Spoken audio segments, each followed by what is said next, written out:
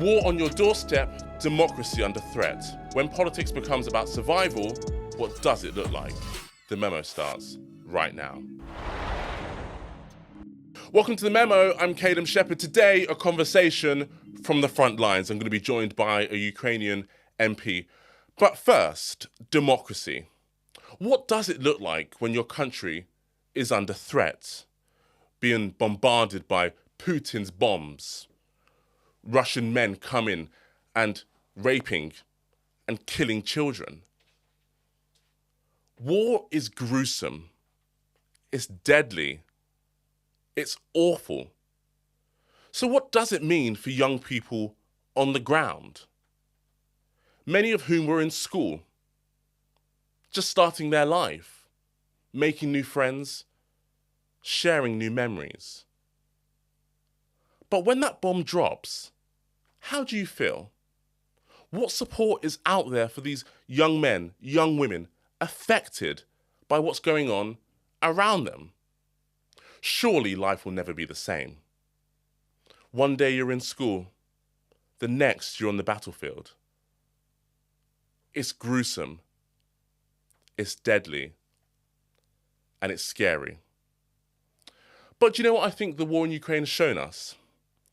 It's shown us that people can defend their country. People can stand up for what they believe in. They believe in unity. They want peace. So what are Ukrainian men and women showing us around the world? Well, joining me now to discuss more on this is Oleksiy Goncharenko. He joins me from Ukraine. Oleksiy, thank you so much for your time. You're a member of the Ukrainian Parliament. Appreciate your time. So take me back to that day when the war started. What was going on in your mind? The war started in 2014. The full-scale invasion started in February 2022.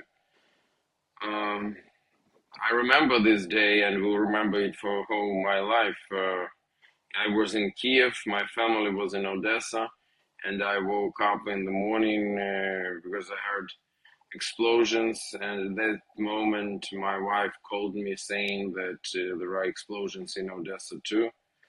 And so we realized that the full-scale invasion started. It was awful. It was clear that everything has changed. Yeah, that's how it was. Yeah. And tell me, there are so many young people out there in Ukraine on the battlefields. How's the war affected them? Young people who are fighting, Yes, fighting, yes. unfortunately, part of them are killed, part of them are wounded. That's the biggest what the war did to them. Those who are alive, they change definitely. They are now veterans. Yeah. They become stronger because, as you know, what is not killing us makes us stronger. It does. So they became stronger, but they're also very exhausted. Definitely, they are traumatized. The war is the war. It is very, very unpleasant experience. Because though I feel like the world sees Ukrainian men and Ukrainian, especially young men, as soldiers, as warriors, as defenders of democracy. What does their fight for democracy tell the world, show the world?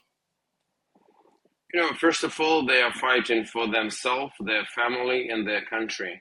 That's what they are fighting for, because they clearly know that Russia would destroy our country and would kill us if they will come and will make one more genocide. But also, definitely, by fighting against these barbarians, we also fight for the whole world, because they are attacking. Russia is not just attacking Ukraine.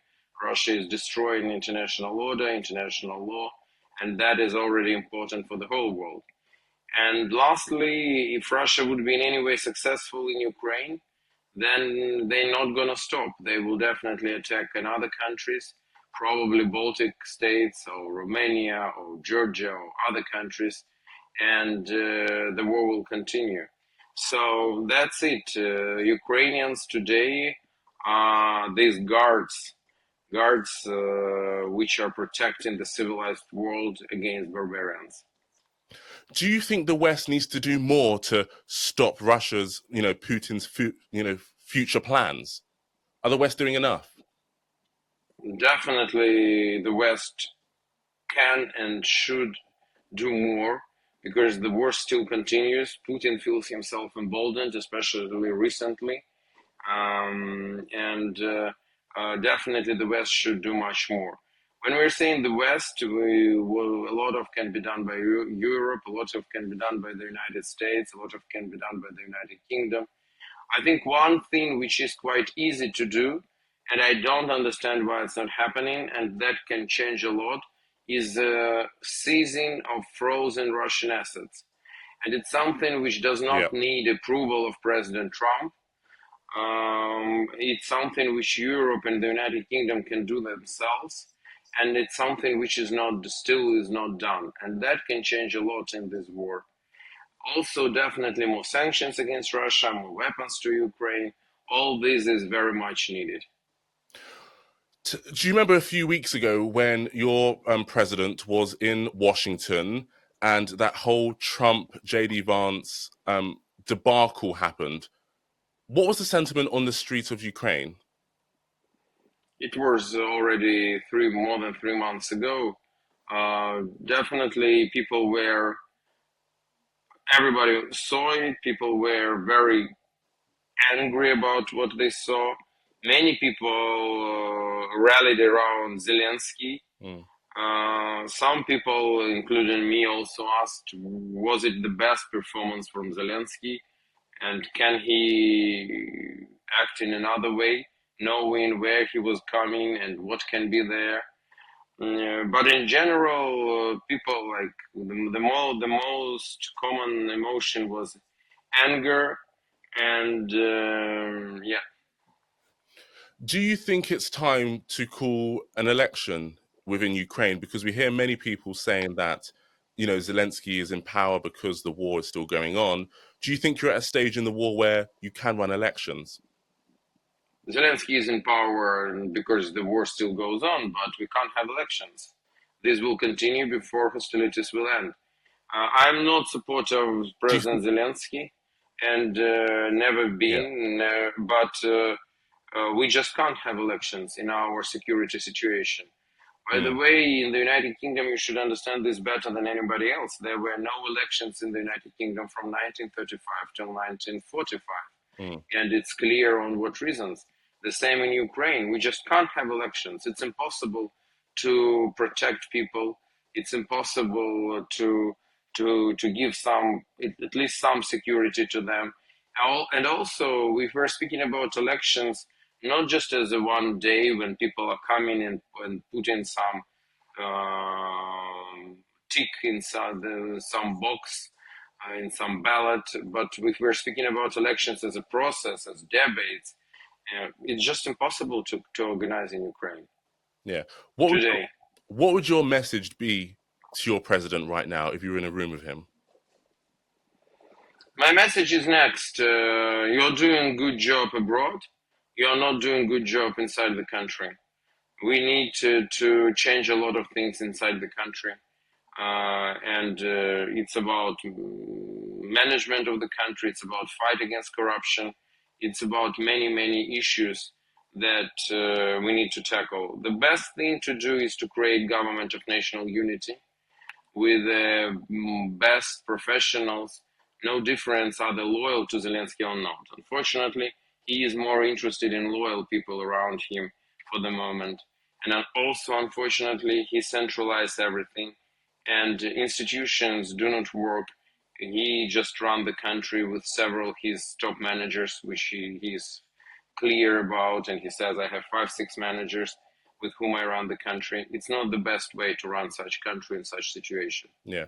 I'm quite interested in the mental side of this war. We started the interview talking about young people. Is there any mental support happening in Ukraine for the young people affected by this war? Are they getting help? Because it's quite emotional, very emotional. There is a lot of need. All people, including young people, not young people, all people in Ukraine are traumatized. Definitely. And people need psychological support. I have the biggest in Ukraine network of educational cultural centers. I organized it and run it, which is called Goncharenko Centers. We have 41 centers throughout the whole country. And we have psychological support courses.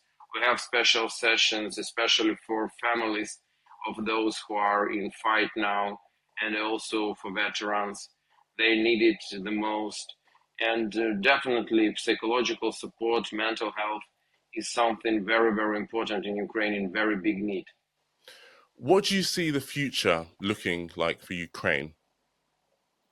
I'm absolutely sure in a bright future of Ukraine. What is not killing us makes us stronger. Ukraine is much stronger now than it was. And I believe that we will be a regional leader. Now we already have one of the strongest armies in the world, probably the second strongest army in the civilized world after the United States. We have huge economic perspectives, both in food security, agriculture, but not only in technologies. We have brilliant young people in Ukraine, talented. So we have a lot. The only thing we need to end the war, and then we need to change a lot of things inside the country and to benefit from what we learned. Thank you very much for your time. Really appreciate it. Thank you very much. Thank you so much. Thank you so much. Thank you. Thank you. Bye. And thank you very much for watching and listening at home. Remember to stay safe. The Memo is back soon.